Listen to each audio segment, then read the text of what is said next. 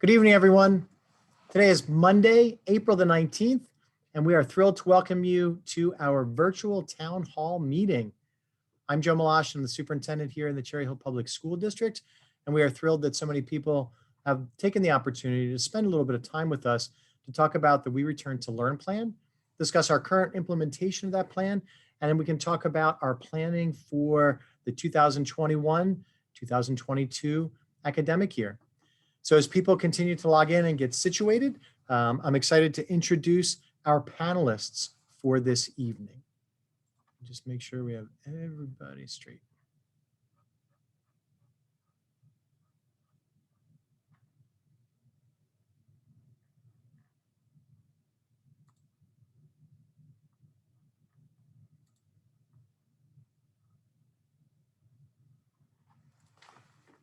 All right. So joining us on the panel tonight, we have two of our Board of Education members. First, Mr. Ben Ovadia is here with us this evening. Good evening, Mr. Ovadia. Good evening. We also have Ms. Miriam Stern, another of our board members. Good evening, Ms. Stern. Good evening, Dr. Malash. Sorry about that. That's okay. Thank you both for being with us this evening to represent the board as we have our discussions. Next, I'm excited to introduce or reintroduce probably to many of you, Mr. Steve Redfern. Mr. Redfern is the president of the Cherry Hill Education Association, which represents our teachers and certificated staff members. Welcome, Mr. Redfern. Thanks for being with us again tonight. Thank you, Dr. Malash. We have one of our elementary principals, Dr. Bill Marble. Dr. Marble is the principal at Kingston Elementary School, and Dr. Marble is with us this evening. He also serves on the elementary We Return to Learn committee. Great to be with you tonight. Thank you. Thanks for being here, Dr. Marble. From Rosa International Middle School, one of our assistant principals at Rosa is Mrs. Lynn Vospikian. Ms. Vospikian also serves on the middle level We Return to Learn committee. Good evening, Lynn. Hi, Dr. Malash. Nice to be here. Thank you. Thank you for joining us. And from High School East, representing the high school level, one of our assistant principals in that building, Mr. Aaron Edwards. Mr. Edwards also has a seat on the We Return to Learn committee for the high school level. Good evening, Mr. Edwards. Good evening. Thank you for being with us tonight. From Central Administration, our Assistant Superintendent for Equity, Compliance, and Student Services, Mrs. LaKoya Wethington is with us tonight. Hello, Dr. Malash. Hello, everyone. Hi, Mrs. Wethington. And our Assistant Superintendent for Pre-K to 12 in Curriculum and Instruction, and also the overall chair of the We Return to Learn committees is Dr. Farah Mahan. Good evening, Dr. Mahan. Good evening, Dr. Malash. Mrs. Barbara Wilson, our Public Information Officer, is always with us, and she's on the call again this evening. She'll be providing us with some time checks and helping to provide information if we need it. Hi, Mrs. Wilson. Good evening. Everybody recognizes Mrs. Wilson's voice from our inclement weather days. Thank you for being with us, Mrs. Wilson. Always a pleasure. Thank you. And our Assistant Director of Technology, who is literally running the show and producing for us tonight, is Mr. Mark Plavinsky. Thank you for being with us and for taking care of everything technical for us, Mr. Plavinsky. Thanks, Dr. Malash. So the format for tonight is that we're going to go through, Dr. Mahan, Mrs. Wethington, and I are going to go through a relatively brief presentation just to give some context. It's similar to a presentation that Dr. Mahan delivered to the Board of Education at our last regular board meeting. And she's going to go through, or the three of us will go through and just provide a little background information as we talk some about the work of the We Return to Learn committees, where we are currently as we sit here on Monday, April the 19th, and talk about our planning and where we are planning-wise for September of 2021. We did not have any pre-submitted questions this evening, so we'll be taking all live questions from the audience that is with us online. We'll talk a little bit about that process before we get into the questions and answers. So Dr. Mahan, do you want me to put up the presentation or do you want to put up the presentation? You can put it up. Thank you for sharing your screen. You are certainly welcome.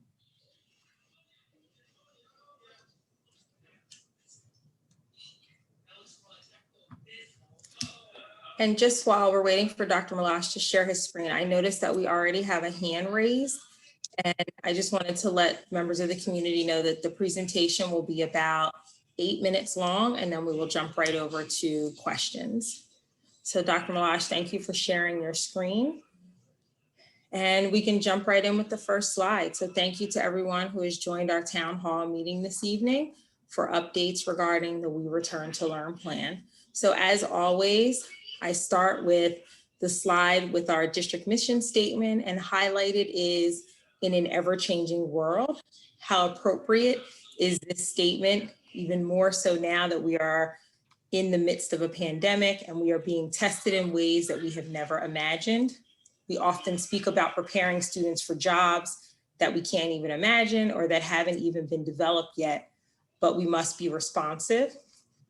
I have been confident, and I continue to be confident, that as a school district, we are adapting and have staff who is more than capable of adjusting to the demands of remote and hybrid learning. Part of the challenge is that we continue to plan for something that we have never experienced. And now that we are almost a year in, we are continuing to adapt. I ask that you keep this statement in mind throughout the entire presentation. And also to consider that as a district, we are balancing the voices of 11,000 students, parents, teachers, and community members.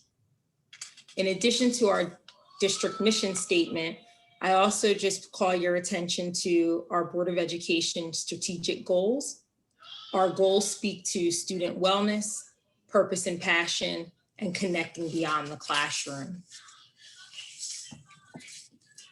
So over the last several board meetings, there have been updates from the Return to Learn Committee. As the Return to Learn Committee continues to meet and dedicate countless hours under enormous pressure and great scrutiny, I just want to again reiterate that their work is valuable and that they have been truly supportive of the entire process. And why are we continuing to share? One, we are being responsive to the community, but two, we want to be sure that the information that is being shared from the committee is informative and reflective of the process that the Return to Learn Committee members have engaged in since May of last year, that we provide informational updates on where we are and where we are going, and that we communicate what the committee is discussing, multiple voices and perspectives, and that amongst us on the committees, we do not always agree, but we do have a unified message when we leave our Return to Learn meetings. At our last meeting, actually 2 meetings ago now, I stand corrected, we were asked to provide data on the number of students who are in person and remote. So just on this slide, you'll see the breakdown from elementary, middle school, and high school. After the board meeting on Tuesday night, we posted this exact information on the district website, but by each individual school. That information can be found under the We Return to Learn tab. So when are we meeting again? We are meeting tomorrow, Tuesday, April 20th. We have our high school Return to Learn Committee meeting at 7:30, elementary meeting at 8:15, and middle school meeting at 2:30. We have somewhat of a set agenda, which I will go over on the next slide, but we will also be considering information and questions that are gathered tonight as we continue to move forward and refine the work that we are doing. So in addition to whatever we receive tonight, tomorrow the discussion points for the meetings include returning to a 5-day in-person model versus the current 4-day model. Particularly at the elementary school, looking at a restructuring of Monday schedule at the elementary level. Instructional time in the afternoon at the elementary level. Surveying the related service providers to have a clear understanding of the impact on meetings and services scheduled for Mondays, as well as testing that is currently scheduled for Mondays. We will be continuing the conversation around equity and what are we doing to ensure that our remote students are included in the classroom, and then summer supports across all levels and what those opportunities look like. At this time, I'm going to turn it over to Mrs. Wethington. Thanks, Dr. Mahan. Dr. Malash, you can go to the next slide.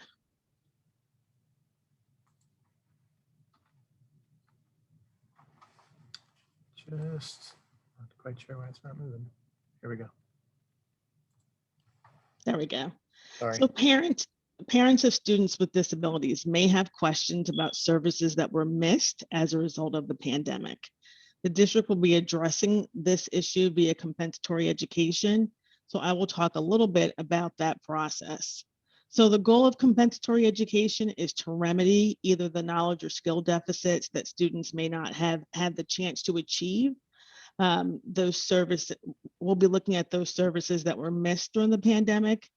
The need will be determined by the IEP team. So parents should expect, if your case manager has not already contacted you, they will be in contact with you before the month is over to start having those conversations. Compensatory education is not a one-to-one ratio. We received guidance from Department of Education clarifying that in March. So for example, if a student missed 5 sessions of speech services, it does not mean that they would be compensated for 5 sessions of speech. We would make a determination based on a lot of different factors.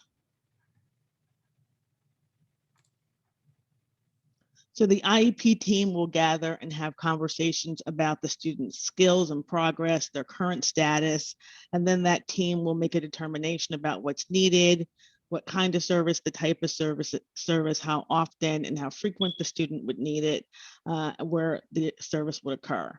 The IEP team will make that proposal during the meeting with parents to propose compensatory services if they think it's necessary. If they don't think it's necessary, they will not make that proposal, and parents may proceed after that termination. So as we look at September, this is one of the big discussions that we have had. And a reminder, we're running the town hall in this manner with this topic because after we'd had the town hall in February, where we talked about the budget and tried to focus on the budget, the desire seemed to be to focus on return to learn. So the determination, as we had discussions with the board, was that we would run this meeting in April, focusing specifically on this topic. So where are we? We've talked about this again, going back a while now. In-person option for September of 2021, 5 days of instruction, full days of school with lunch and in person. We've continued to talk about a remote option in September of 2021, and the discussion is for how long and what will that look like. A few weeks ago, the governor had made an announcement at one of his press conferences that there would not be an opportunity for remote instruction, that it was unequivocal, that everything would be in person. He rolled that back and drew that back in a little bit the following week. So we are still waiting for guidelines and discussion, and information to come out from the Department of Ed in the state about what will be required in terms of doing a remote option for students. With the remote option, it would be 5 days of instruction, separate from the in-person cohorts, would be a full day, would be remote, which means it would be done virtually and online. There would be designated teachers, who would be teaching those remote or virtual sections. Classes will be comprised of students from multiple schools. And again, that is pending approval from the New Jersey Department of Education and receiving those guidelines. We expect that the primary focus that we will have will be on our students, students being in school, full days of school, full schedule during the course of the year. A little bit more just about the remote option. And as we are in the planning phase of looking at that, because there are staffing implications to it, at the elementary level, we'll have students grouped by grade, the grade in which they are enrolled. We expect that there will be students probably from multiple elementary schools that could appear in a single section and a teacher that would teach those children from multiple elementary schools. In the middle school, students will be grouped by grade and by subject. Again, going from 12 elementary schools to 3 middle schools. The scale in terms of the number of staff that we have and who are involved, and what's the impact based on numbers of children and families who choose remote will then impact what that looks like. And then at the high school level, they will be grouped by course. So you could have students from across grade levels, but they will be grouped specifically by course, with the expectation just at the middle school, we could have kids from all 3 middle schools, the elementary from multiple elementary schools. We could have students at the high school level that could attend any of the high schools that we have here in town. And then questions and dialogue, right? Brings us to the interesting and exciting point of the evening. Dr. Mann, did you want to say anything else on this page? there wasn't anything else here, right? No, nothing else there. All right, so let me take this piece off, get back into our regular screen here. Let me just say a little bit about the questions of dialogue. So we are looking to focus our discussion this evening, as was requested, as the information, the feedback that we got through the thought exchange and through the discussions, on return to learn. If there are questions that are submitted or that are asked tonight that are not focused on this topic or this subject, we will take the note, we will write them down, we'll ask you to send them to us as well, but we will look to answer those offline so we can maintain the focus in the discussion. There's just under 200 people, attendees that are on the call with us this evening.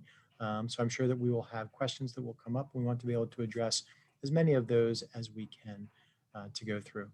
Mr. Ovadia and Ms. Stern, as board members, are here to be a part of this. They probably, based on their roles, may not answer too many questions as we are here, right? But they will be able to report back directly to the board about their involvement, about what goes on.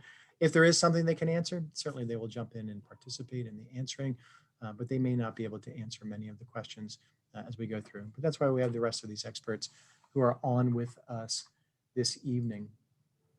And for those of you who are on the Zoom call on your computer, you can just use the little raise your hand feature that's at the bottom of the bar for the meeting. If you are on the phone, you'll need to dial *9 to raise your hand. You'll be called by name. We'll start this evening. Mr. Ovadia will be recognizing people by name, and it's based on the name that you have provided for us, in the call. You'll be asked to state your name and your address before you make your comments or ask your questions. After that's there, you will, if you're on the phone again, we'll provide you the opportunity if you're on the computer to unmute. We'll ask you to speak. If you're on the phone, you'll have to dial *6 in order to unmute your phone. And then after you ask your question or we have the dialogue, then your opportunity to speak will be turned off as well. All right. All right. So Mr. Ovadia, I think you're going to start with recognition of the folks who are on the call. So if you want to identify the first person. Thank you, Dr. Moss. The best I can do is to read your avatar name. That may or may not be who's on the phone. So I'll ask everyone to please state your full name as well as your address prior to your comments. And we'll start off with the artist formerly known as Nick Bevad.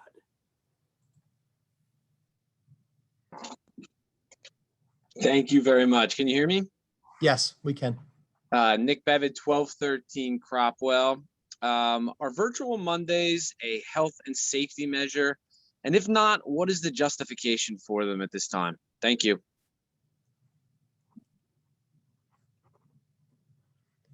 Dr. Mahan, do you want to talk a little bit about the virtual Mondays as they were set up in the schedule?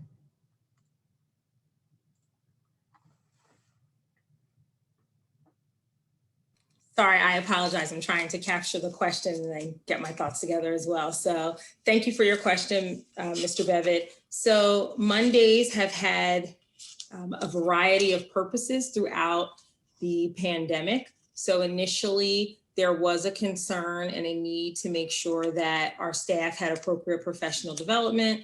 I would not necessarily say that we were closed for cleaning because we clean our buildings every day and make sure that we are practicing appropriate mitigation practices.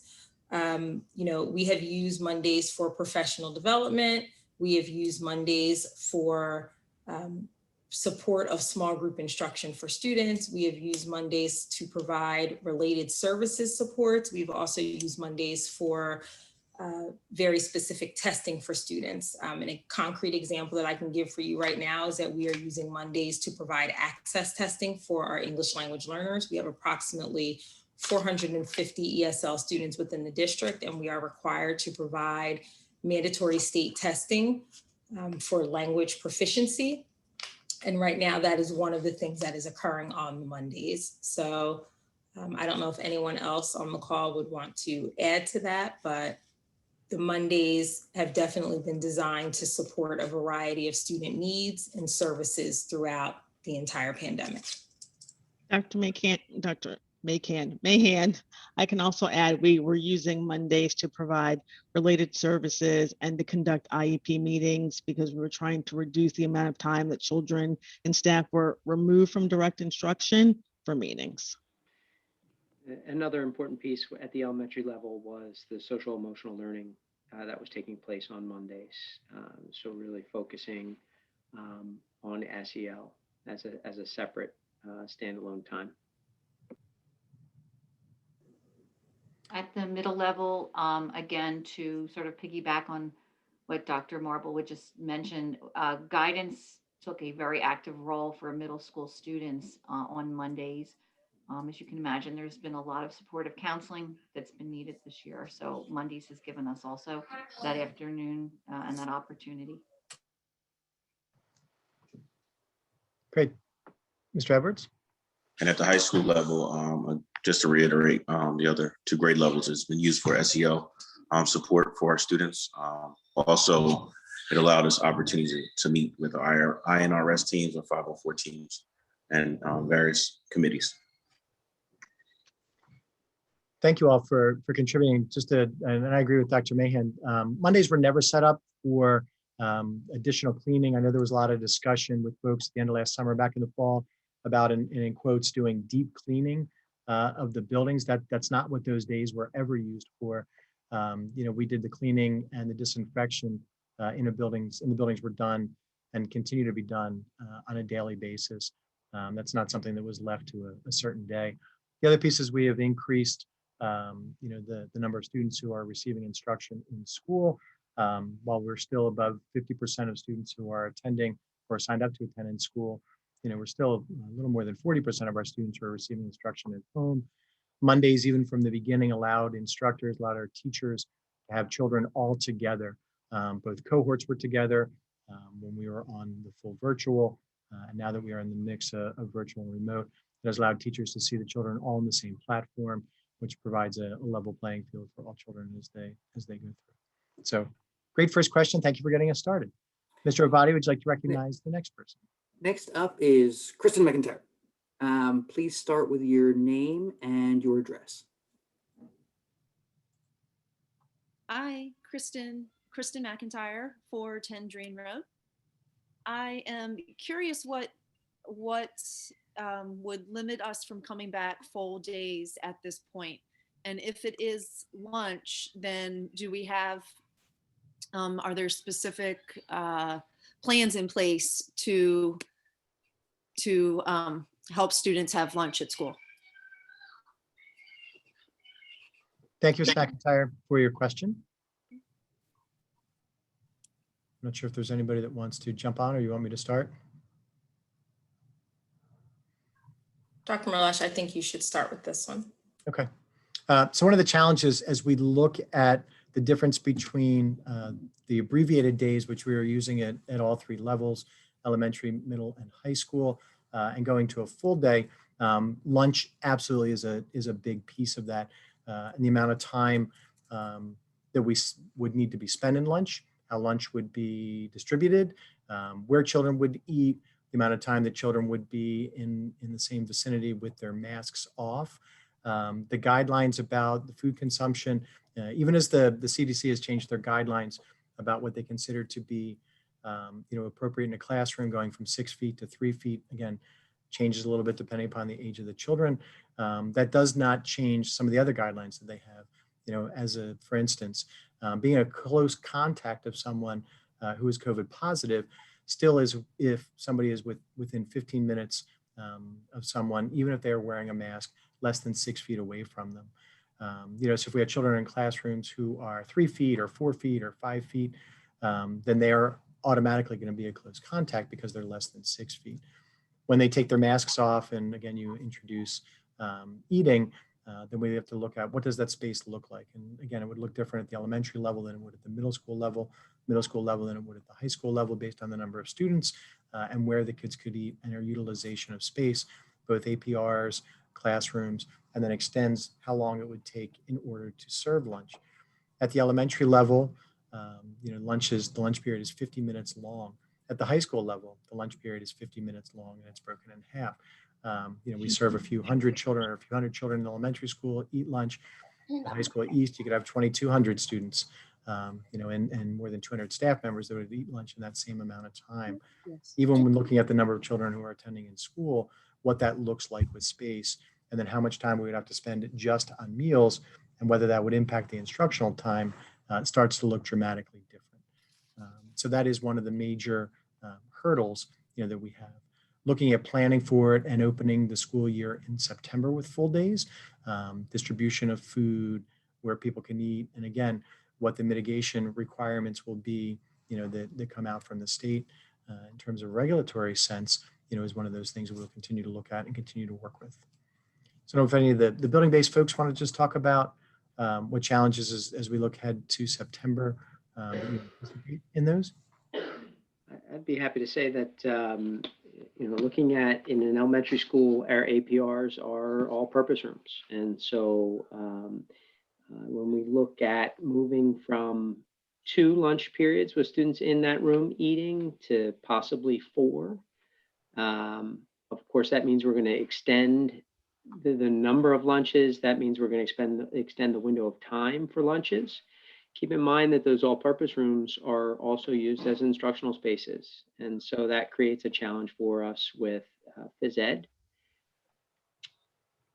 And also, at least right now, it creates a challenge for us with SAC has desks set up in that space currently so that they're spread at distance in the APR. And so that space becomes a challenge too.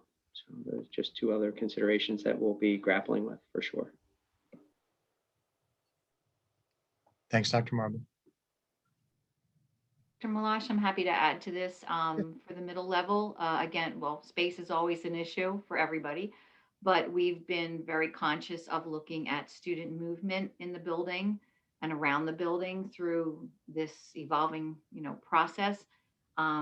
We are using cafeteria space for a multitude of purposes, some class instruction, but movement, I just want to highlight, has been something that the middle level has talked about a lot and is trying to be very, very vigilant about how middle school students move through their day. So if you have a middle school student, it's probably very well known to you that they move a lot, and something to always be aware of. So that impacts how the cafeteria is also being used. Thanks, Ms. Fussbeck. And at the high school level, it's all going to be dependent on the COVID protocol next year. However, we do have a large number of students with 2,000, over 2,000 students. So the movement is an issue.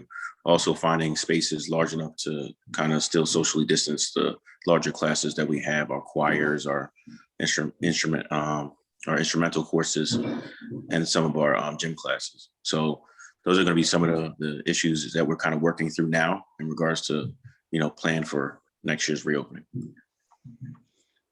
Thanks, Mr. Edwards. Thank you. And so next. I'm sorry, Ben. Hey, Mr. Redfern. And Dr. Malash, I think the part of the conversation too is the body of work for districts that have gone to lunch. They're still working through, their issues as well with lunch, and there is a fair amount that, and I don't know the numbers off the top of my head, that have not gone to lunch, have done the same schedule that we have, and some of that is, based on the fact of them doing what we're doing, trying to wrap our heads around, what would it look like, how would we contact trace, et cetera. So it's not, for every, people tend to say, well, this school district's doing this, but then there is a fair amount who are also sticking exactly what we're doing. And I think sometimes that gets lost in conversations. Great. Thanks, Mr. Redfern. So next we'll turn to Amy Windworkin, and we'll ask you to state your full name and address. Hi, Amy Windworkin. I live at 10 West Eagle Lane in Cherry Hill. I have a question about returning to learn in the fall and what COVID testing will look like. A lot of, especially at the elementary level, kids will still not be vaccinated. And I'm wondering if school nurses will have COVID tests to deliver to students who might be symptomatic, and if the district is changing its policy regarding students and COVID testing.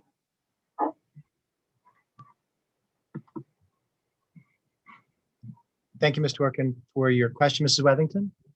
So thank you for your question.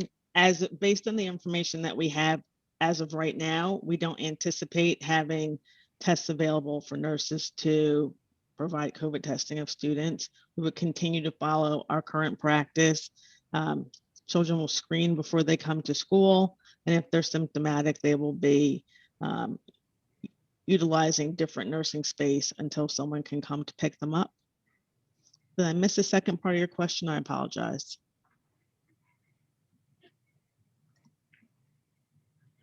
I'm just wondering, particularly at the elementary level, because there are going to be students with no vaccinations at all. It just seems that that's going to be the only population that is going to be at risk. And I'm just strongly asking you to reconsider some of the policies and to think about ways. I mean, if somebody comes home, if somebody is symptomatic and is sent home, how do we know whether or not that person has COVID? How does that get reported back to the school? What if they never get tested? How does that all work? It's really a self-report. If the parent were to have the student COVID tested, they would advise the district. If we were aware, we would contact Department of Health, who would initiate contact tracing. But since we're not conducting the actual COVID test in the building, we may not have access to that information.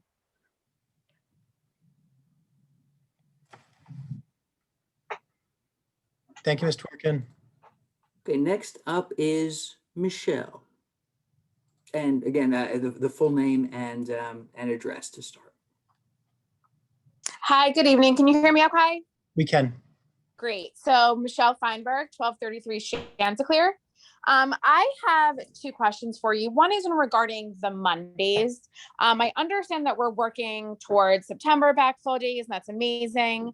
But the Mondays now, I understand you talked about what the Mondays were at the height of the pandemic, what they were used for. But now that we're not where we were, why are we not transitioning to kids being in school?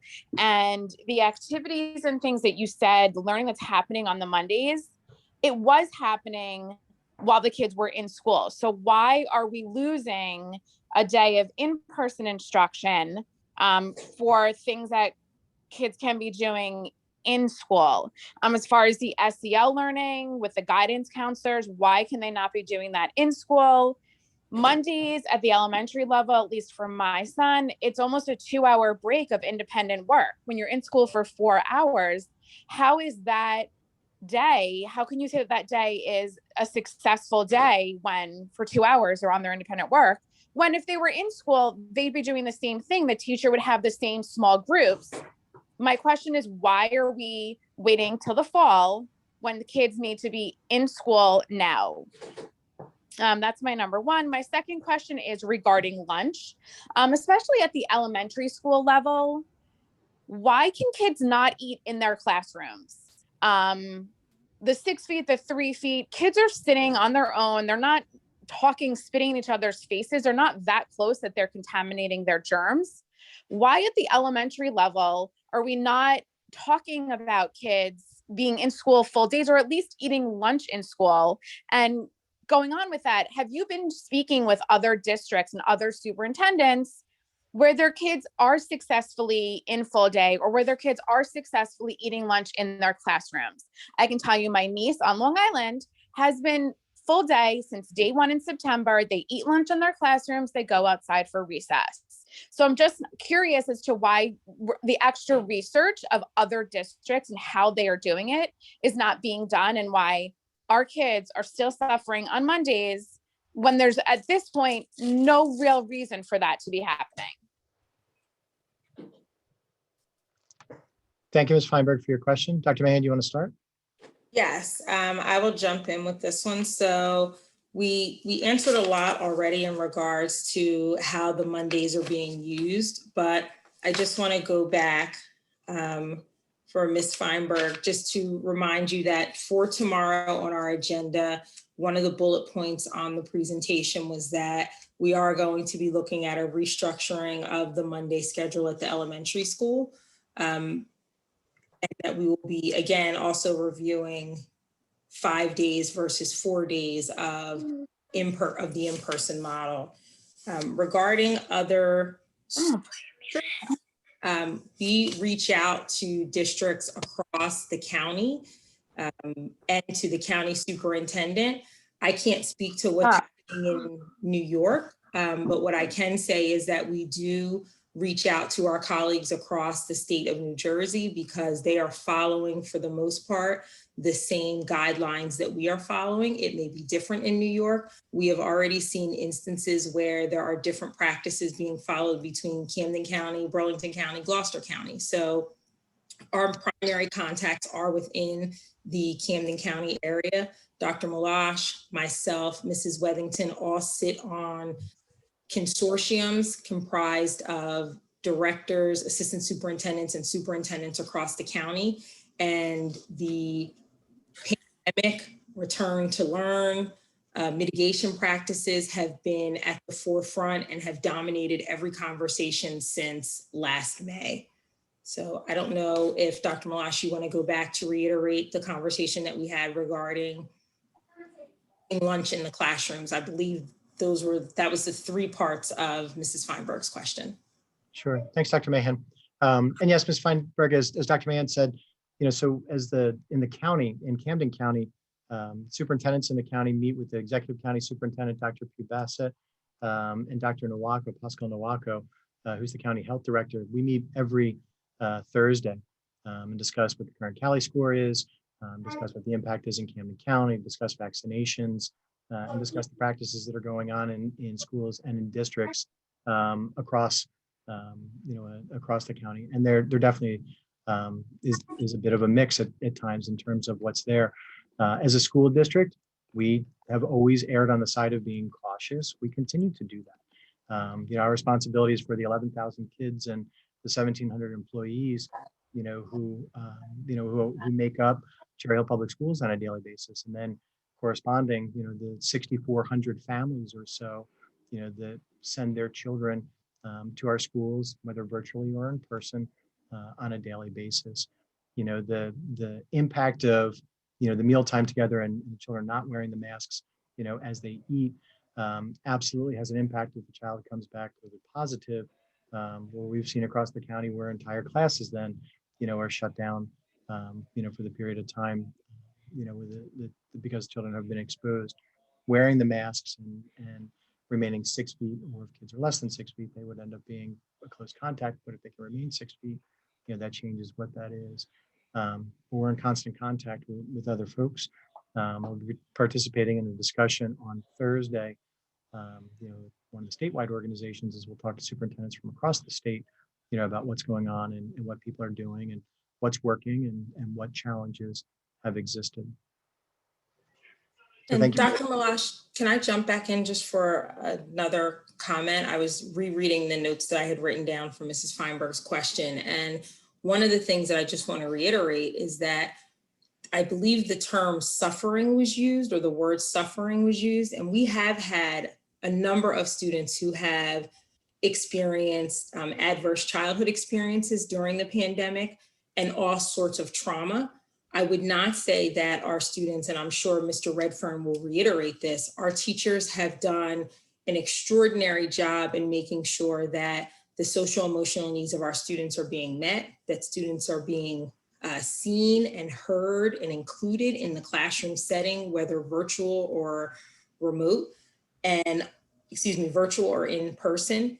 And I do recognize that this has been an absolute trying time for all of our students, for all of our faculty, for all of our support staff, for all of our instructional staff, for all of our certificated staff, and as a district, we have to continue to recognize what our teachers are doing every day in the classroom, and that they are making sure that the emotional and social well-being of students is first and foremost, and that their academics are also being addressed. So I don't want to write the narrative that students are suffering on Mondays, because although it is not structured in the fashion in which some in our community do not like and or appreciate at this time, I am hesitant to use language of like that. So, Mr. Redfern, I don't know if you want to chime in on that, but, I'm going to continue to give kudos and shout outs and support of our teaching staff, recognizing the Herculean task that they have been faced with during this academic year. Yeah, and I get yes, and yes, Dr. Mahan. Yeah, I agree with you 100%. Being married to a kindergarten teacher in the district, and seeing what she does, and knowing that the teachers in our district are doing what they're doing, and she's doing what she's doing on Mondays, I agree with you 100%. I think, we have adjusted with every turn, of the corner, as well as administration, principals, as well as central administration have. And that is, I agree with you, that is a strong word. Is it different? Is it not what we all want? Obviously, we all want the kids back. Everybody wants to see the kids in school. But the saying of make a good situation out of a bad situation, or however that phrase goes, I think is happening. Teachers are making it happen, and with the support of, building level administrators, and also from central, I feel our kids are getting, I have 2 students in the district. My daughter, who is a full out, wants to be in person, that's who she is. She's my wife's daughter. My son, who, is striving in a remote type of fashion. And that's due to their teachers, 100%, because they have adjusted to everything that they needed to. And, they're having great years as students. So yes, Dr. Mahan, 100% with you on this one. Yeah, Dr. Malash, if you don't mind, let me just jump in that I think we're going till 8:30 tonight. Yes. And we do have 12 hands, so we're actually like losing ground on the hands. Let me Yes. turn it over to Rick Short, and please start with your address, please. Rick Short, 1002 Chelton Parkway. First question up is, has the district invested a cent in any portable air cleaner, something like a HEPA system or a bipolar equipment? The second thing is, on April 15th, I believe Camden County will start receiving some money from the federal government. I believe that the Cherry Hills earmarked for $8,900,000. Will any of that money be going towards HEPA filters for each classroom for September? Please don't buy the bipolar.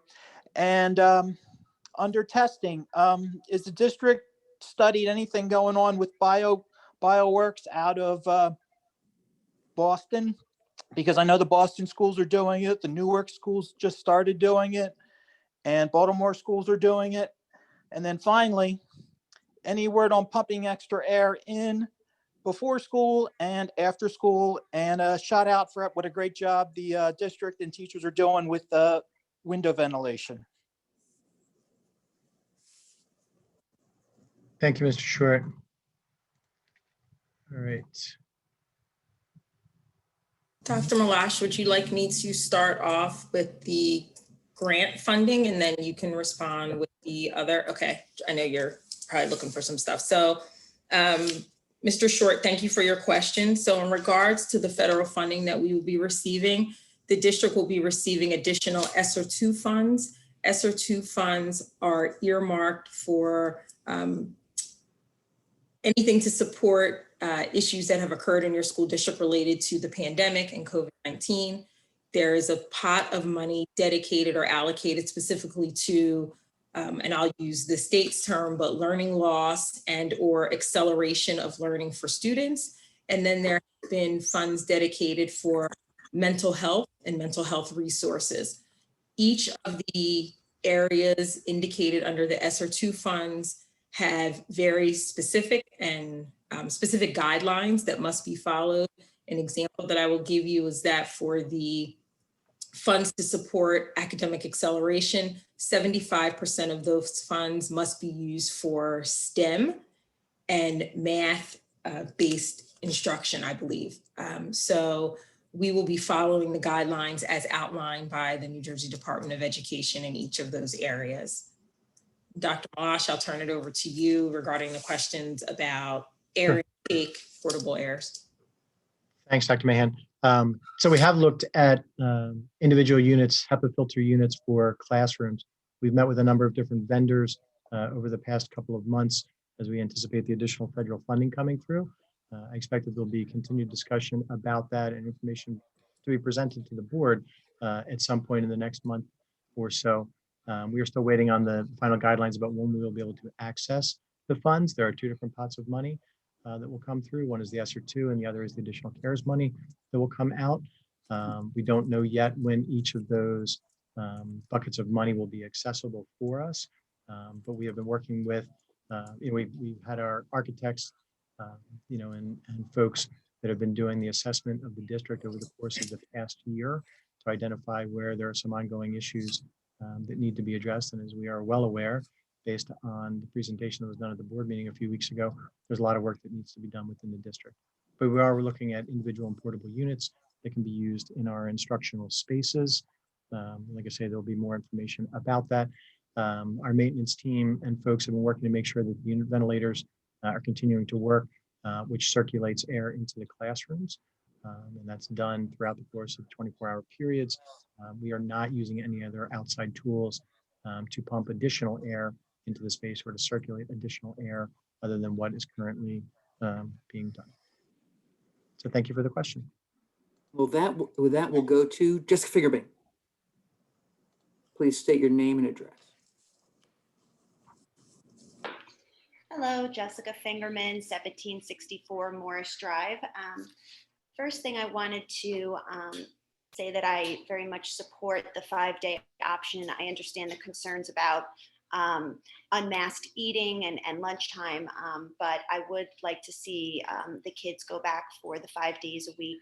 And then perhaps some of the testing and various other meetings that, Dr. Mahan was referencing could be done in the afternoon time once the student body has been dismissed. The other question I had was my children attend the SAC program, and we know that right now they're not being allowed to utilize the playground equipment. And I wanted to know if that could be revisited, if that decision could be revisited.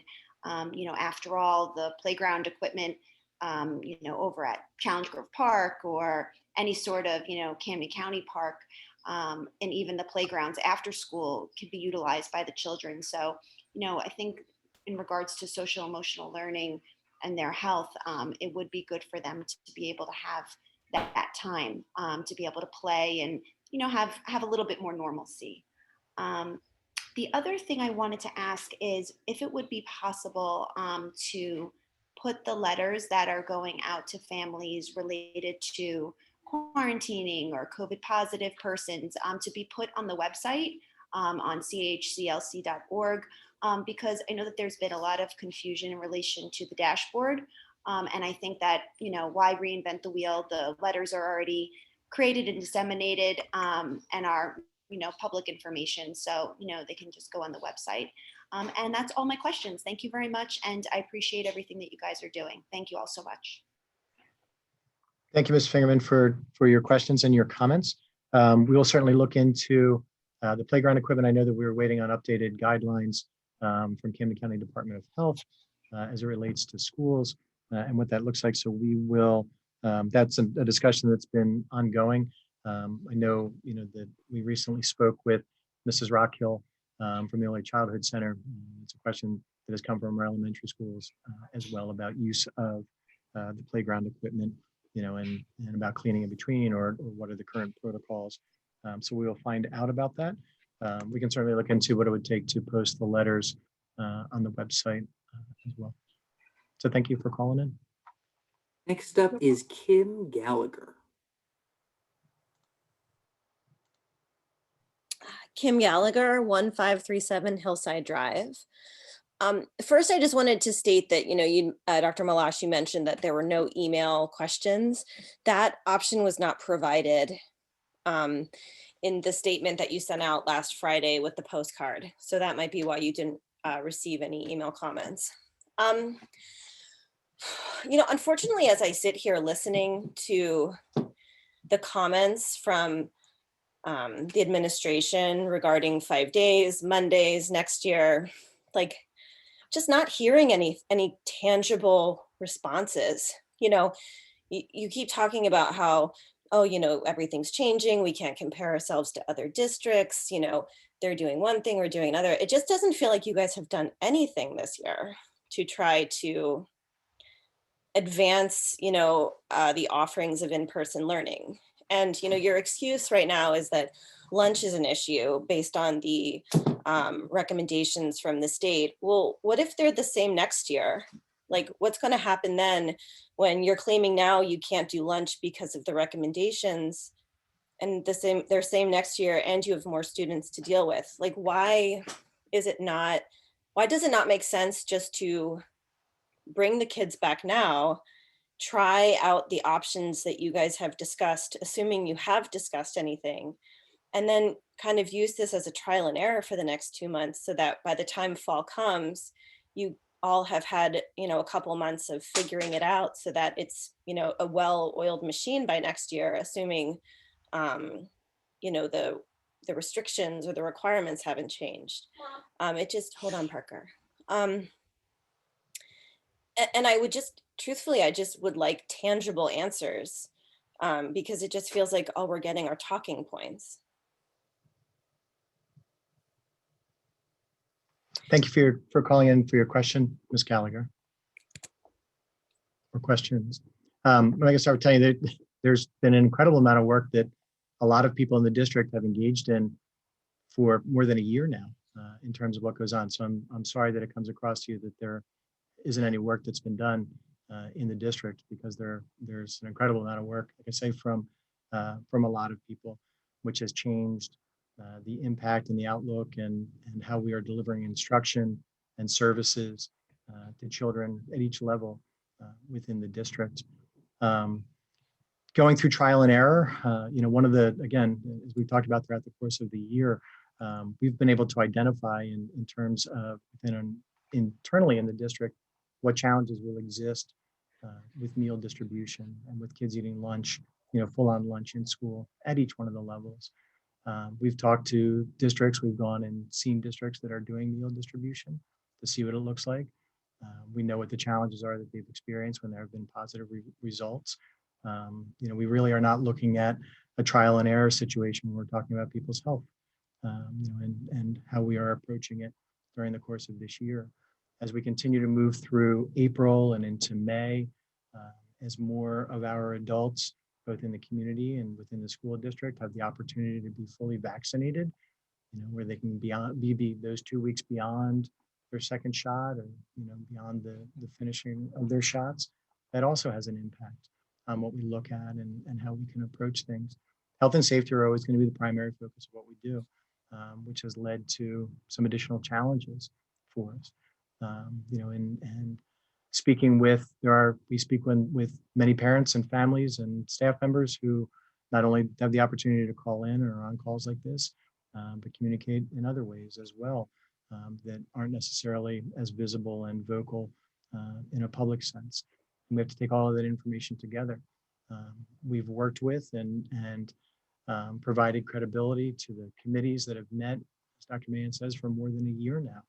The committees will meet again tomorrow, and we've gone over the last couple of weeks identifying what those agenda topics are and what they'll discuss, how they will look at it. It's going to continue to be a challenge. It'll be a challenge for the remainder of this academic year. I expect there'll be challenges that we will face going into the next academic year as well. Preparing and being set and opening and going through that in September, that's a different look than it is right now. That just is a factual reality as we look at our staff and our students and our families. Okay, moving on to Gary Levenbach, and please state your name and address. Yes, Gary Levenbach, 4 Collage Lane. Thank you for offering this forum to engage with the community tonight on We Return to Learn and for taking my question. According to Burbio's K through 12 opening tracker, 60% of the K through 12 students in the United States are back to a traditional full day live learning model. And in 33 states, that exceeds 80%. So you're not hearing reports of students and school staff in those states impacted at a high rate relative to other states and school districts like ours that haven't returned to normal, because the prevalence of COVID in those communities is no different on average relative to ours. Sufficient data and scientific research exists to support going back to a normal instructional model by simply following the safety measures you already have in place. And it's 9 to 3:30 for elementary students, 5 days per week. In New Jersey alone, and it's something that I've noticed has come up throughout the evening, per the NJ.gov COVID dashboard on the New Jersey state government website, they state that 90,000 school-aged children have tested positive for COVID over the past 13 months. None have died. Vaccination of children is not necessary to safely return to 5 full days of live instruction. I think we're also nearing a point where teachers will have had sufficient time to get vaccinated. According to metrics recently released by the CDC, vaccines have proven to drastically reduce infection rates and severity such that a vaccinated adult has a lower risk of dying from COVID than influenza. And we take risks in our lives every day that far exceed the risk of severe COVID to vaccinated adults who staff our schools or to our unvaccinated children. Yet the harms of continuing a part-time learning model are far greater to our children. I ask you to open the schools full-time this academic year. As a parent, I refuse to continue settling for the crumbs that are 4 half days when the children of this community are left behind relative to children elsewhere in this county, state, and country. The current hybrid model is based on fear and disinformation and not science in the best interest of our children. Restoring confidence from the community this academic year before the community's willingness to support our public schools permanently fractures. Now, I had intended to ask a question that really hits on lunch. I know Ms. Feinberg and Ms. Gallagher have hit that extensively today, and I thank them for that. So I'm going to pivot and ask a question around what percentage of our staff at Cherry Hill Public Schools has been fully vaccinated, and what percentage of our staff has declined to be vaccinated? So really to get at what percentage is still waiting to be vaccinated today. Thank you. Thank you, Mr. Levenbach, for calling in and for your comments. I do not have an answer on the percentage of staff that's been vaccinated or the percentage of staff that has declined to be vaccinated. I don't have that information. And we'll move on to Alana Yaras. If you could please state your name and your address.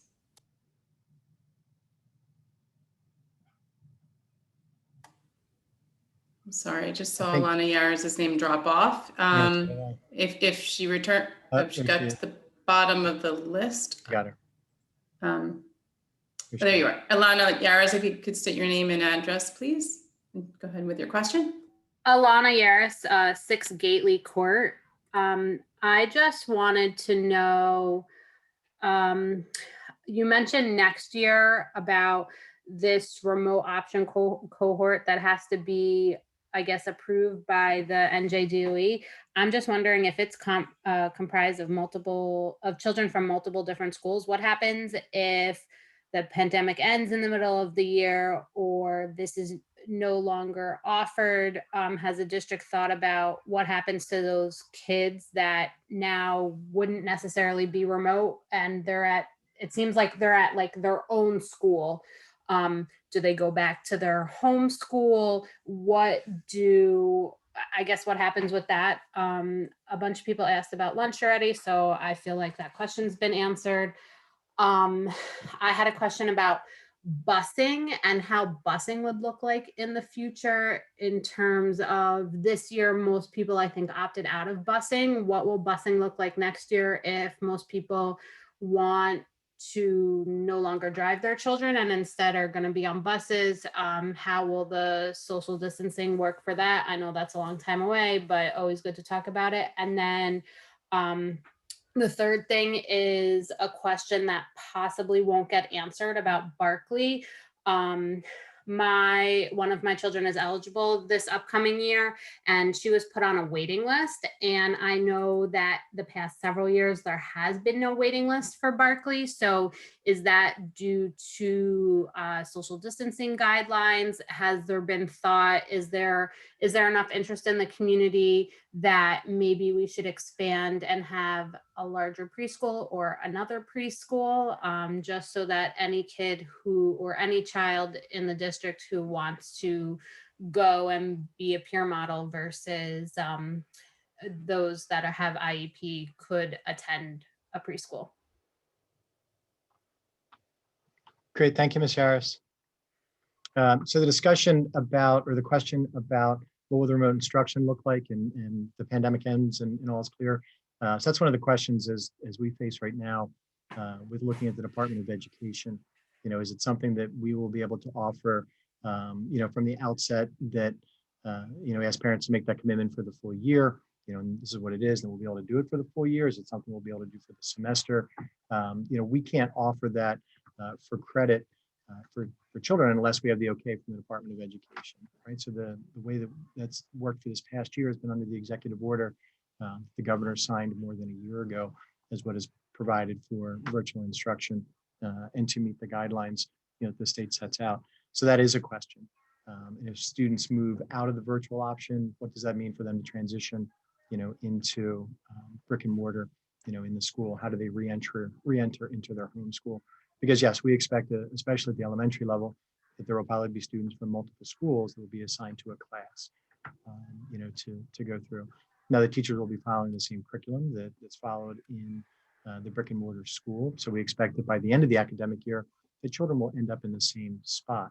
That second graders will have had similar experiences. They will have read similar things and done similar things, you know, but it may not look exactly the same on a day-to-day basis. Because again, we look at the talent and the art of the instruction that our teachers provide as they address the children who are in front of them and teach the children and not just teach curriculum, right? So they're teaching the kids who are there. Busing, we'll be bidding out the buses. We're going through that process right now for next year. Again, with the reduction in social distancing, you know, and the guidelines that have been provided by the New Jersey Department of Health, certainly that has impacted busing in a positive manner. We expect the students will still have to wear masks. We've, you know, had a huge push throughout the entire year with the windows being open in order to provide appropriate ventilation. Still remains to be seen what the additional guidelines are that the state will hand out, which we will expect to come during the course of the summer. And in terms of a wait list at Barkley, Mrs. Weathington, I'm not sure, you know, we expect that Barkley will go back to running as it has in the past with children who are eligible for services and children who are not eligible for services with the ability to apply. So this year we did accept fewer students at Barclay for now. There is a potential to include additional students. We will wait and see what kind of guidance we're getting from the New Jersey Department of Education and the early childhood guidance that we're getting as well. So there may be the potential to accept additional students. Great. Thank you. Okay, Todd Wisen's. I'm sorry, Ms. Stern, I'm sorry. Yes. It's Barbara Wilson. I apologize for stepping on you there. Just wanted to give everybody a little time check here that we are now at 8:05 p.m. So we're roughly 2/3 of the way through our allotted time. Thank you. Thank you, Mrs. Wilson. We have about 7 hands up at the moment, and hopefully we can get through them all. And if we're getting to the end of time, I guess we'll do a quick check-in and see what we want. If we like to go a little longer, some town halls have done that, but let's do what we can. We've got Todd Weisenstein. I hope I pronounced that correctly. Next, if you could please state your name and your address. Thank you. Yes, can you hear me okay? This is Todd Weisenstein, 3 Rabbit Run Road. I'd like to start off by thanking all of you for your time and effort. As an elementary school teacher myself, I get it. Sadly, so many of the questions and the comments that we've heard tonight come from people who are ignorant to the complexity of education and everything that goes into it on a daily basis, and therefore struggle with what's going on throughout this pandemic, even though it's been a whole year. To my question, what is the time frame on hopefully getting approval for a remote option for next year? And when will there be a determination on that remote option? Is there a specific time frame at this point that's been ironed out, or is that still fluid? Thank you. Thank you, Mr. Weisenstein. Thank you for calling in for your questions. We are hoping sooner rather than later. That really is, the will of the Department of Education. Last year, their road back was published on June the 26th. We are hoping that it comes out, at least the guidelines about remote instruction earlier than that. Like I said, I mean, the governor a few weeks ago he originally announced it would not be an option and then pulled that back, that there would be an option. So we're hoping that comes out sooner rather than later. It's something that we discuss on a weekly basis with our executive county superintendent. And I have no doubt that she carries that message back to Trenton when they have the full meetings with the county superintendents from across the state. As soon as we know what that is, we will certainly publish that information. In the districts that we talk with, everybody's looking for the same answer, right? Because there are staffing implications that need to be planned for, in order to balance that model. So thank you for calling in. Okay, thank you. Carolina Bevid, please state your name and your address.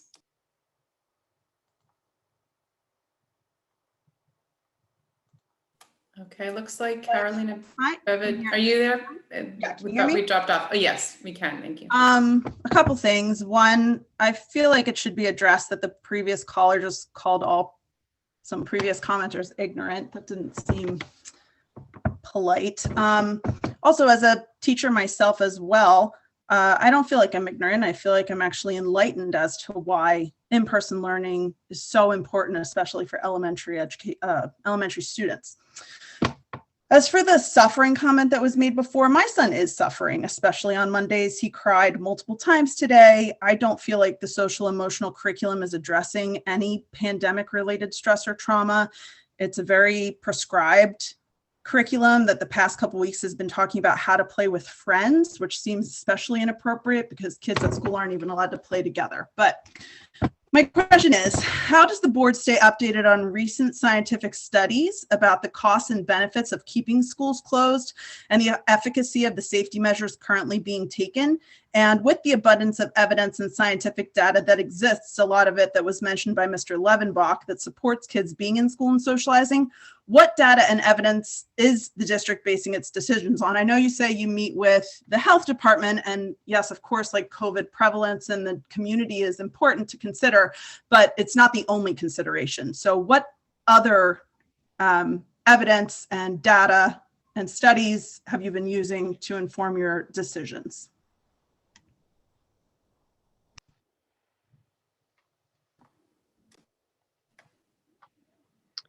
Thank you, Ms. Bevitt, for your question. I'm sorry, Ms. Stern. No, just to clarify, for the decisions that are regarding all the learning are coming directly from the administration. So, I know we was asked what information does the board get? Just to mention, we get information directly from the administration, and of course, whatever information that we on our own learn about. But obviously, the decisions made are coming from you. And I think, Dr. Mush, you're certainly the most appropriate person to answer that question. So, sure, just to respond to that part. Absolutely. So we get information from at the state level. We get information from the Department of Education, from the governor's office. We also get information from the New Jersey School Boards Association, of which Cherry Hill is a member, represents school boards from across the state. They disseminate information to us. The professional associations that the administrative team in this building, as well as the administrative team at the buildings, belong to. And then we have many parents and many community members who are willing to share information with us. We use Hanover Research as an outside research organization to provide information for us as well. They're a professional group who then goes through and they provide targeted articles and targeted research where they call everything together and then provide that with breakdowns for us. We belong to, as Dr. Mann has talked about, the Camden County Curriculum Consortia. We belong to a roundtable group at the University of Pennsylvania. And we use all of these different groups to receive different information.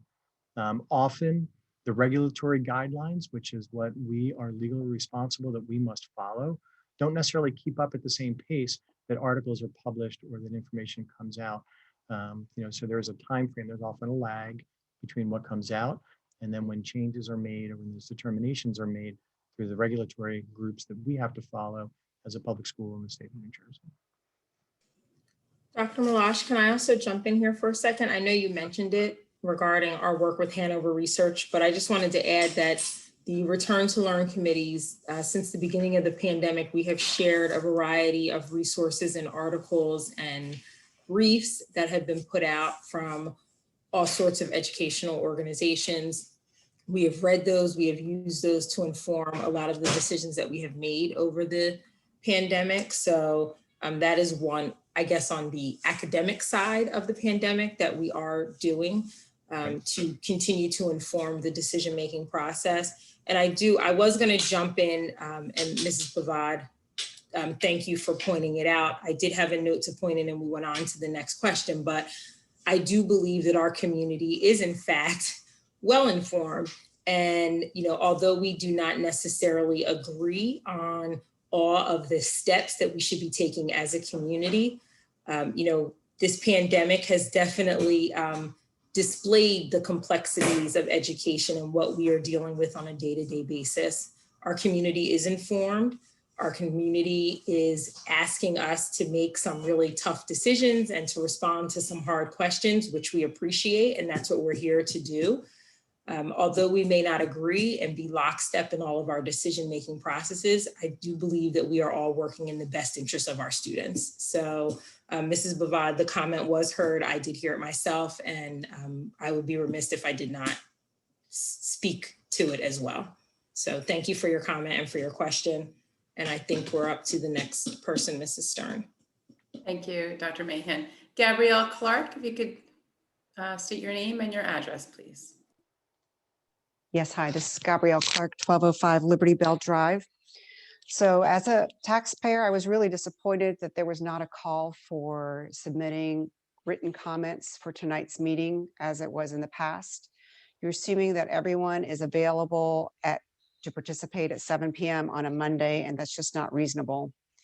I just expect there to be more opportunities for public voices to be heard instead of fewer. So from what I've heard from tonight's meeting, there does not appear to be any sense of urgency to add a 5th day of instruction to this school year. I think that's just unacceptable that the teachers have had to teach 2 audiences, the in-person students and the remote students all year. Why do you appear to be throwing in the towel on this year? The kids deserve better. And some additional comments just based on what I've heard so far tonight. You do not need to eat lunch indoors all the time. There are a lot of days between now and the fall where there are opportunities to be outdoors. And I encourage you to be more open in thinking outside your box. Additionally, Mondays, the social and emotional learning could also be handled after 1 p.m. I'm not saying that the answers are easy, but there's little evidence that creative solutions are being considered. The questions that are being raised tonight and in previous meetings may sound ignorant to some, but perhaps everyone should think about why we're asking those questions. The district has not been very good at providing the type of information that I, as a parent, am most interested in. Better communication does result in a more informed public.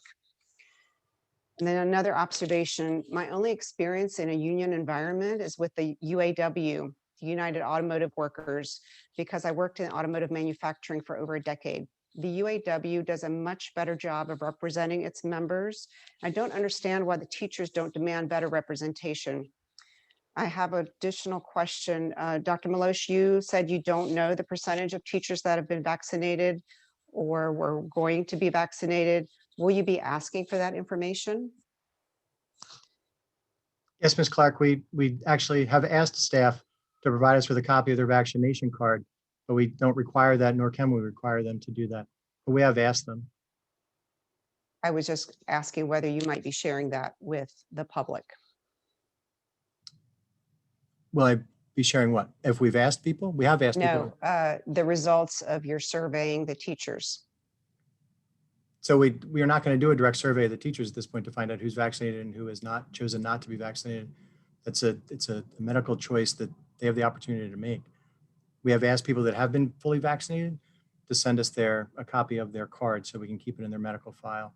There's specific guidelines about what we can ask and what we can maintain. That's regulatory. Thank you. Sure. Thanks for calling in, Ms. Clark. I agree with you. Then I think the principals will agree with you too, that children don't always have to eat inside. That when the weather is appropriate, there's lots of opportunity for kids to be able to eat outside. That's not always conducive. The weather around here is not always conducive to eating outside, unfortunately, but that certainly is an option both for instructional opportunities for students, and for snack and or lunch when we hit with school back, when we come back to having lunch in the fall. Creativity that our staff members have displayed in terms of meeting the needs of students and their instruction and their activities, inside, outside, all the different things that have gone on have been absolutely incredible. I can't say enough positive about the instructional and support staff that we have working in our district and what they've done to provide for the nearly 11,000 students that we have on our rolls. There's definitely a sense of urgency, right? There's a sense of urgency to do the best that we possibly can for all of our students. And again, we take all of those students into consideration. We still have more than 40% of our students, who are attending school fully virtually and in a fully remote sense. So we do take that into consideration as well. All right, Ms. Stern. Thank you, Dr. Malash, and thank you for calling in. Lauren Greenberg, you're the next person. If you could state your name and address, please. Hi, Lauren Greenberg, 508 Bryan Drive. So I guess I just want to follow up on some comments that other people have, echo their sentiments tonight, but a couple of things. I would agree with what Gabrielle is saying. There doesn't seem to be an urgency around Mondays. Yeah, you're going to meet, you're going to talk about it tomorrow. Then another week's going to go by. And then, maybe, I don't know if there has to be a vote on it. And now we're in May and nothing has changed. To me, that doesn't seem like a lot of urgency. And you keep stating this 40% number that's all remote. There's 70% of elementary students are in person. So to me, that tells a story. You have these separate committees for We Return to Learn, yet you refuse to do anything different at each level. Everything always has to be done the same. So why do you have different committees if you're going to keep things the same at every level? And it's not serving these Mondays. I'm sorry, they're a joke. Out of 4 hours, my kids maybe get 2 hours of instructional time. And that is not me blaming the teachers. The teachers are doing the best they can. These kids need to be in school, particularly the younger ones. I don't really understand why this is such a huge discussion point. It just doesn't make sense anymore. It's not logical. So I don't know that I have a direct question, but I just really hope that it doesn't take another 3 weeks to make a decision. And also, it sounds like you've really thrown in the towel for full days for the remainder of this year. And while I don't agree with this, if that is the case, then I think it's really important for you to be upfront with parents and let us know. So particularly those of us with childcare issues can know what to expect the remainder of the year. Thank you. Thank you for your comments, Ms. Greenberg. Okay, do you want to move on to the next caller? Okay. We have Christina Musso, I believe is the last name. If you could state your name and your address.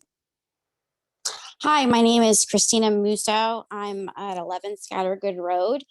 I have to say that I was more reserved and calm before a few comments ago. I'm sitting here listening to the other parents echo, I think, my feelings. I have 2 elementary school kids. I work full-time from home. They're both on headphones throughout the day. I can't say that I've listened to what goes on during the day. I know that the teachers are trying their hardest. Our school has been fantastic in addressing certain things. I think the issues are coming from higher up in terms of there not being coordination, and maybe the teachers or counselors with having their hands tied about certain things. But I have to reiterate the last person that talked about Mondays are a joke.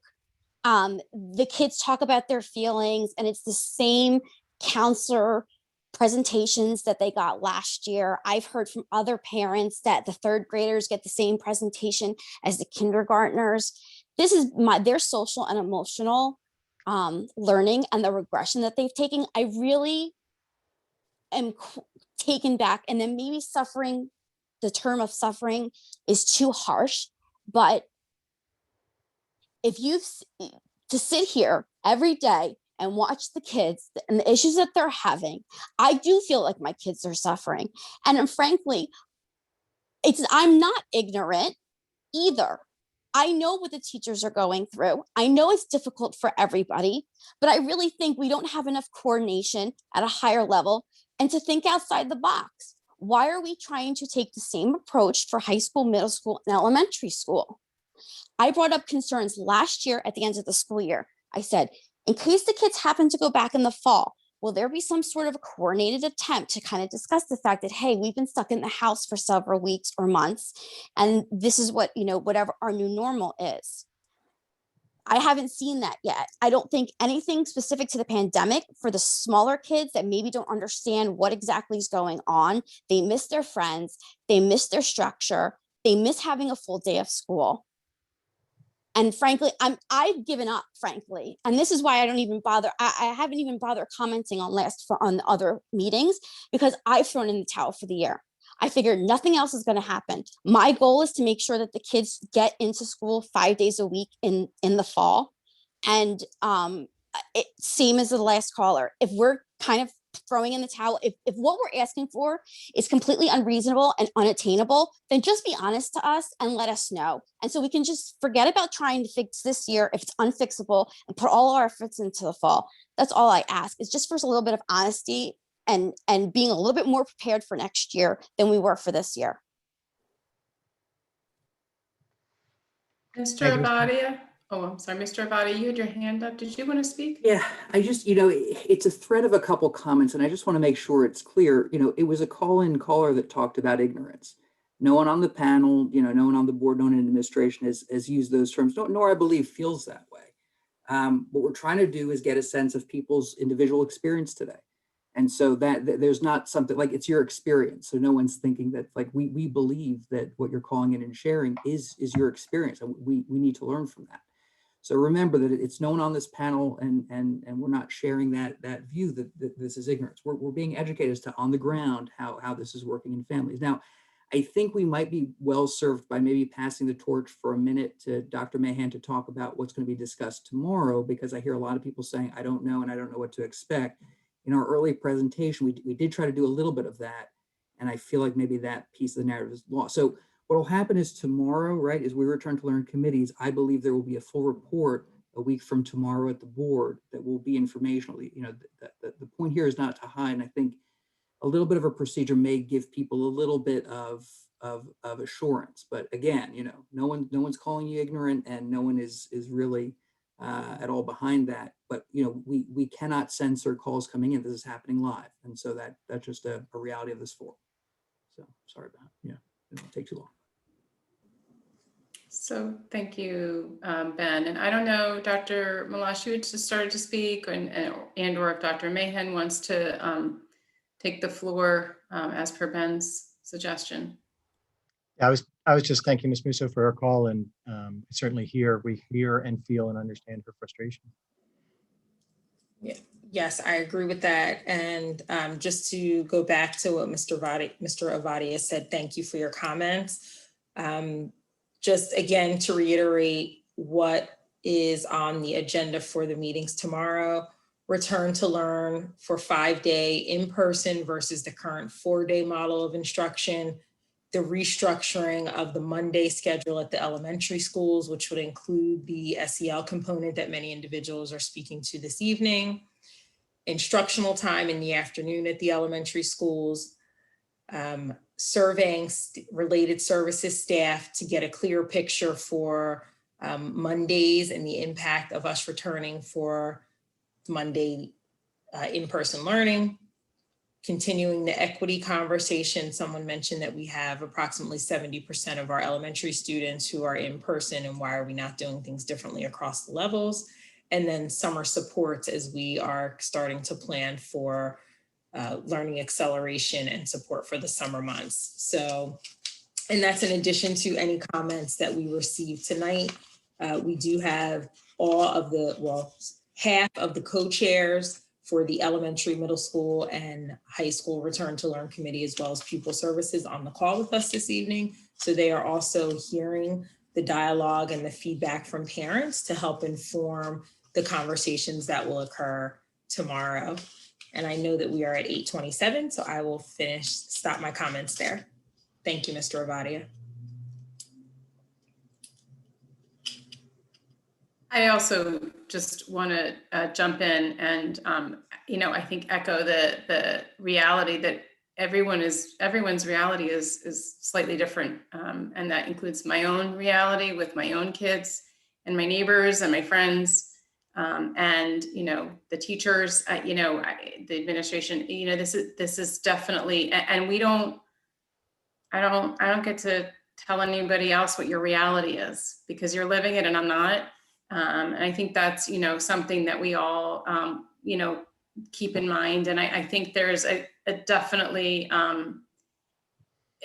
where I sit, from what I understand, there is a sense that we absolutely have to keep the dialogue going and continue to look at how we make progress here.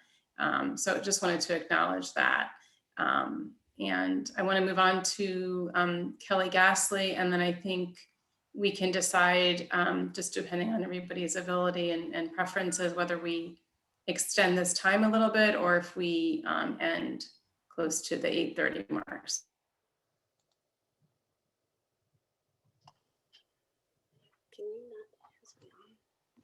Hi, this is Kelly. Can you hear me? We can. Okay, this is Kelly Gasly, 501 Gatewood Road. Two other callers mentioned it, but I just need to make very clear, there was no opportunity to submit written comments for tonight. I don't know if that was intentional or not, but I urge you to ensure that there is a way to submit written comment next time. Ms. Cash, let me just say thank you. And a couple of people did mention that tonight. I apologize. I thought that there was. Okay. We will certainly make sure it was. It's always our intention to have people have the opportunity to submit questions ahead of time, as we've done for all of the other town halls.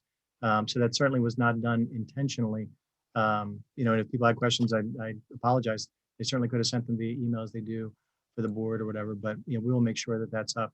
I did not know that that was not there until folks started mentioning that this evening. Great. Okay, good. It wasn't addressed earlier, so I wanted to check. So thank you very much for that, Dr. Malash. I wanted to mention, I know there was discussion with Mondays about some of the services that are provided on Mondays that are going to need to be rethought of how they're going to be provided. Certainly, I don't have the insights to know exactly how that needs to be reallocated, but given that school ends at 1 p.m. every day of the week, it leads me to believe that there's a lot of time to play with and to get creative and figure out how children can still get the services they need after 1 p.m. So I would encourage that to be looked at in order to return Mondays to a normal day of learning. I also, I know there's talk about how do we do full day? What do we do about lunch? And it was mentioned earlier that, there's challenges with how the APR is used. It's, they're in the elementary schools, they are all purpose rooms. They are used for many things. They are not currently used for PE, so that should not be an issue as far as I understand, at least at my child's school, and I believe at many others. PE is happening in the classroom and it's happening outside. It is not happening in the APR. So that's one less use that those APRs are getting that should really free up the opportunities to figure out how we get those kids in the classroom all day, how we provide them with lunch and recess, which are really, particularly recess, the best social emotional learning opportunities we can provide to our children. And that would really be critical to help our kids really get back to a sense of normalcy. My last comment is, I just want to be clear that I think I speak for a lot of the callers tonight, that frustration that you may hear coming across from a lot of us is not directed at the teachers. And I've heard a lot of responses tonight that have gone back to defend the teachers and defend the staff. And I just want to be very clear that for myself, and I believe for a lot of other people, the frustration you are hearing is with administrative decisions that are being made. When we talk about creativity, I'm not talking about the creativity of my teacher. I'm not even talking about the creativity of the principal of my children's school. I'm talking about the creativity at a much higher level, and that I really am expecting leadership from the school district and from our superintendent and from our assistant superintendents. And I'm really looking to them for that creativity and that leadership. And that's really where some of my frustration lies, and what is wanting to see that and wanting to see our district really lead and figure out, how do we do more? How do we take that next step? We don't have to wait until September. And I just kind of wanted to leave that with you, that you shouldn't be taking this as frustration with teachers, because it's really placed elsewhere. Thank you very much. Thank you, Ms. Gasly, for the clarity in your comments. May I ask the panel, are we wanting to extend perhaps 15 more minutes, or are we wanting to close? We do have 8 hands still raised. I would say, Ms. Turner, just knowing the people that are on, if we can, as long as we finish up at 8:45, just because there are people that have children and have other responsibilities that they're committed to. And early days tomorrow. Okay, thank you. All right, let's move on to Kelly. I'm sorry, did anybody want to comment on the last comments, or shall we move on to the next caller? So I saw Kelly Gasly's name, I believe, but then it disappeared. I'm not sure if Kelly Gasly is on and ready to speak. She just spoke. She's finished. I apologize. Okay, and the next name I see is Melissa B. If you could please state your full name and your address.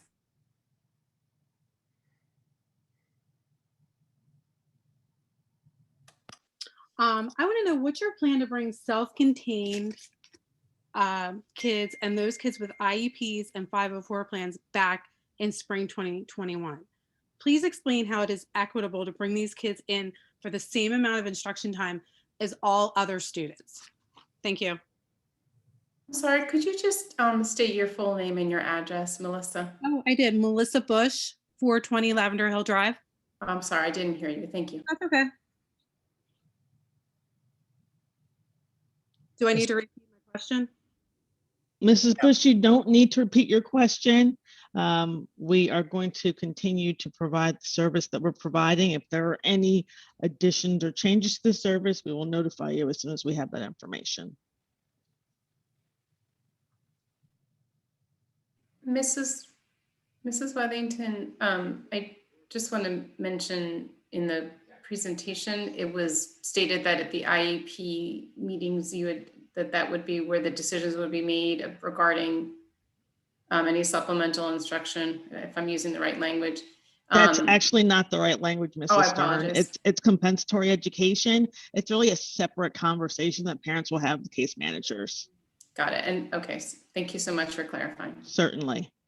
And just again, to clarify, that's about services that were missed as a result of the pandemic, services that have been provided in the same way that they've been provided for general education students are not considered missed services. The next name is Lainey Bagel. Hopefully I pronounced that correctly. If you could say your name and address, please.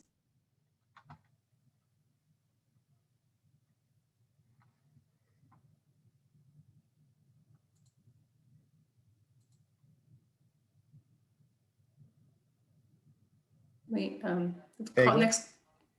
next caller here is Lainey Bagel. I'm not hearing anything. Okay.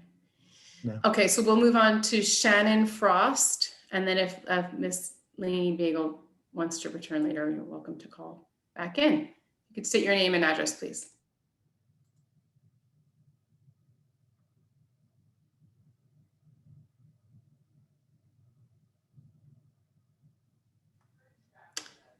Okay, Shannon Frost. Don't see a hand up at this point again, so we'll move on to Melissa Vitelli.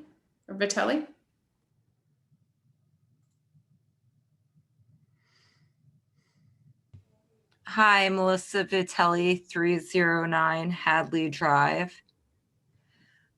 A lot of these sentiments have already been said by a lot of people. Thank you, Dr. Malash, for clarifying that online submissions for questions will be available in the future.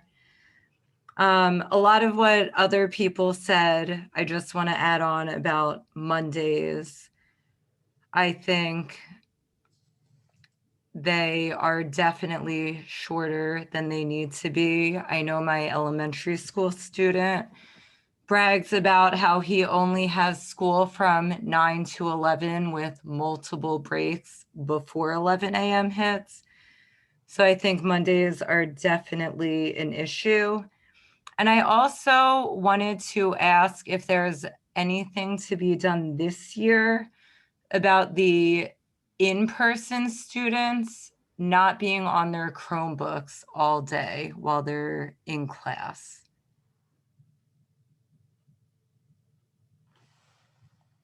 Thank you, Ms. Vitelli, for your comments and then for your questions. We expect that when kids are in the building, there may be times that they are on their Chromebooks. I wouldn't expect that kids would be on their Chromebooks the entire time that they were in the classrooms in school, certainly depending upon the assignment that is taking place. It's used as an instructional tool and a working tool, but I wouldn't expect the students would be on the entire time. If they are, I encourage you to reach out to the teacher or to the assistant principal or to a principal or a counselor to have that discussion about what's occurring, how and why. Okay, thank you. Thanks for calling in. And we have Sophia's mom. If you could please state your full name and address. Can you hear me? We can. Okay. Jerry Struck, 307 Belmont Drive. Listen, I hate to go back to the lunch, but I just want to make sure that I understand. Are the children not going to school for full days because there is an issue with lunches? And if that's the case, as someone said, you all need to think of outside the box. The kids eating in the classroom, in the lunchroom, in the APR room, in the gymnasium, setting up a dining room tent for, say, those schools that lack space, similar to what local restaurants have done. So that's my question, whether the lunch issue is preventing kids from going back to school for full days. And I wanted to mention, one of the callers also said something about children suffering. Children are suffering. When you have a child express concerning feelings, that means that the child or the children are suffering. That's really all I wanted to say. I also wanted to say, though, that the guy that said that we're ignorant, I thought that that was ignorant for him to say that. Thank you. Thank you, Ms. Struck. I appreciate you calling in and your comments. Lunch and serving lunch, eating lunch, that's not the only reason that we have not been in full days. At this point, that certainly is a hurdle, as we talked about, in addressing the amount of time and the impact that that time would have on a full day of school versus an abbreviated day, what the instructional time and time in classroom and with staff members would look like. But that's not the singular issue that exists at this point.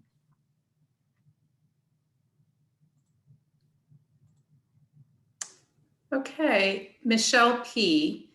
If you could please state your name, your full name, and your address. And we have about 5 more minutes for the rest of the meeting.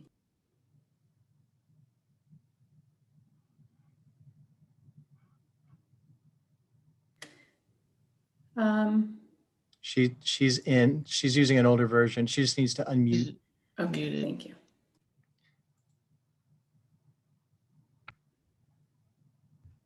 Hi, There you can you go. hear me? We can now, yes. Michelle Palladino, 46 Equestrian Lane.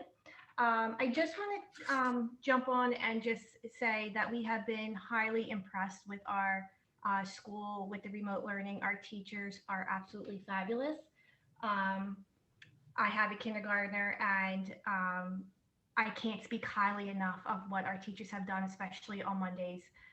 We don't have the 2-hour gap that some others have expressed. They have been accommodating. The administration has been accommodating. The guidance counselor has been fantastic. However, with all that being said, we are still struggling with Mondays, and we see a drastic difference between our remote learning day and our 4 in-school days with our son. So I just wanted to clarify. I know you're going to be discussing this tomorrow, whether or not the 5-day a week will be, adding Monday will be an option. But I didn't hear exactly when we'll have a determination of that decision. Because for us, we need Mondays. Please, I just throwing it out there. We are in favor of in-school, in-person on Mondays. So I'm just looking for clarification on exactly when we will know that decision. Thank you. Thanks, Ms. Palladino. Thank you for calling in. I appreciate your comments and your questions.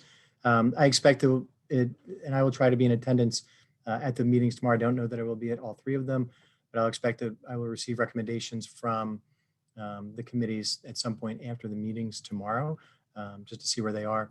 Then we will have discussion internally. We'll do update with the board, and as soon as we are able, we'll do a report out to the community. So we have 2 more callers. If we'll do our best to get through very quickly. Kim Jastremski, if you could please, Kimberly, if you could please state your full name and address. That was pretty good. It's Kimberly Jastremski, 129 Ridge Road. So I would actually like to ask Dr. Malouche if we could actually have a direct answer to the full days for the remainder of the school year. It does not look like it's an agenda for tomorrow's meeting. I know Mondays are, but full days does not appear to be. So are we not going to consider full days for the end of the school year? What are the other barriers if lunch is not the only barrier for a full day? You also made a comment about that, trial and error is with people's health, but as Gary very eloquently stated, a lot of the data, that data is out there that we're not really making a gamble, especially at the elementary level. And this trial and error has already occurred. It's more about trial and error of the school, the distance, how you're going to reset your teachers, or if you're going to have to hire aides. These should have been topics that have been thought about for a long time, and why are we not considering them now? I also want to reiterate a lot of the other comments. Why do we not look at our elementary and secondary schools separately? They're obviously different, especially in numbers of people that are coming back. And I think those numbers would actually be higher if we offered 5 full days as compared to the half days, because people may not be sending their kids into school because they can't, not because they don't want to. So I think when we keep saying 40%, I think that's a little bit of manipulation of the stats if you're not separating your different schools. The CDC actually recommends different things that you've mentioned about bringing kids back at different levels. So why are we not considering it? And then my last question is, if we have to quarantine in September, if a kid has to quarantine, which could be your 10 days or 2 weeks, whatever it's going to be at that time, how will they learn? Thank you. Thank you, Ms. Jastremski, for calling in for your questions. I don't think anybody has said that we're not considering full days between now and the end of the year. I think that will be part of the ongoing discussion that will take place. If it's not already part of the discussion, as Dr. Mahan has said a couple of times, the comments and involvement from folks tonight will be included in the discussion at the committee meetings tomorrow. So that certainly could be a piece of that. There are a number of barriers in terms of lunch is certainly one of them. There are other pieces in terms of how the day has been structured and what that time has been used for in the afternoon. As we've talked about with Mondays with delivery of related services, there are also services and activities that have been occurring in the afternoons, Tuesday through Friday, or at the high school level in the mornings, Tuesday through Friday. It's about restructuring those, reorganization of people's time and what the balance looks like in terms of what our staff members can do with our students. We do look at the levels differently. That's why we have met in committees at different levels. The fact that we have been following a similar protocol that's gone through at the 3 levels does not mean that they are not looked at differently, however, and we have to look at the range. There's a range at the elementary level between about 52% of students in one school where students are attending in person to 83% of students that are another school that are attending in person. And we do look at that elementary as a level, and that is a range. It's less than a third to about half of the students. And it is impactful in terms of what we are able to provide in terms of consistency. And again, like I talked about, the delivery of instruction with what our teachers are able to provide to the students. So all of those things are considered, and discussed before determinations and final determinations are made. Thank you for calling in. I just want to give Lainey Bagel a chance, maybe perhaps very quickly, since she's back on. So if you could state your name and address, please. Hi, can you hear me? We can. Okay, yay. Thank you so much for keeping this open. I really appreciate that you kept it open for the community for the extra 15 minutes. I think it's really important that all our voices get heard. So I appreciate that. My address is 15 Cameo Drive. And again, my name is Lainey Bagel. I just wanted to say briefly, and then we can all go, that I really support everyone that spoke here today, Christina, Kim, Kelly, Gary, everyone else who made an effort to really get our views apart. And I cannot stress enough, this is not about their teachers. Our teachers are incredible. Our teachers are amazing. Our teachers have been, there's no words for how wonderful they've been this year. But that is not to say that our kids have not suffered, been adversely affected, or are struggling this year. And it's important to understand that the majority of the community feels this way. And though some children have had wonderful years, and that is great, I love to hear it, a lot of us have had struggles with our children being remote. It's time to get them back in school. I really hope you consider it. Mondays needs to go. They need to be back. I think it's the best for the kids. And we really appreciate your support. Thank you for letting me speak. Thank you, Ms. Bagel, for calling back in and for sharing your comments and your thoughts. Much appreciated. So Dr. Malash, there is one newer hand up. I'm gonna leave it up to you. Do we wrap up like we had said? We're a few minutes past what we had said. I would wrap it up because if not, it'll just keep going. I would encourage the person who has their hand up to send me an email, send your question, and I will send a response to you, but just send that through. But yeah, just in the interest of time, like I say, I know there are people on the call that have to address their own children, and what we ask them to do tonight. So Ms. Stern and Mr. Abadi, if you want to just provide some parting thoughts before I wrap this up. Absolutely. Thank you, Dr. Malash. And, my thanks to administration, all the panelists that were able to join us today and give us good perspectives and updates in real time. My thanks to the 3 We Return to Learn committees that have been meeting for over a year and really navigating, something that there's no rule book. And so they've done good work. They'll continue to, and they're meeting tomorrow, as we've noted a couple times, with a packed agenda that a lot of the comments we heard tonight will be part of. Teeing this discussion up was important. We knew on our last town hall when we were talking about funding that this was an important topic to people, put out a thought exchange, and you overwhelmingly let us know this needed to be the topic of discussion. I hope the people who joined found it valuable. I certainly did. All the people on the panel and all us parents and all the great people in this community, children, staff, teachers, administrators, our parents, our taxpayers, everyone is really, I want to assure people, it really has everyone's best interests in mind. No one's trying to keep kids from the classroom. We recognize that is the ideal, and that's something to work toward. We do need your input, and tonight was very important to hear that input. It's not the last piece of our journey, but it's an important step to really building community. And this district, past COVID and past some of this, we've got a lot of really tough conversations to have and good work to do. And I appreciate what everyone's invested in doing just that. So thank you and have a good night. I just really want to echo Ben's sentiments. You know, I truly believe every single person on this panel, as well as all of the callers, every single person is a true stakeholder. Every single person has, you know, a very valuable voice in this. I think that there are very hard questions that have gotten asked all year, and hard questions that have been answered all year and continue to get answered. The committees are comprised of a lot of people who spend a lot of time adding in on top of their own time and effort and difficult work they have to do. They come to these committees and they participate, and it's a huge effort. And you know, regardless of the you know, where people land in terms of what the committees, you know, some of the guidance that's coming from them and the decisions that are made, I think I just really want to recognize that there's just a lot of hard work being done on all sides, from all the staff, the committee, the administration, the teachers, the parents are working hard, and the students are working hard.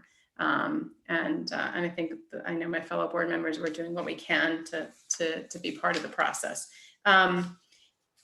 I just have to echo that this is, you know, a different experience for everyone.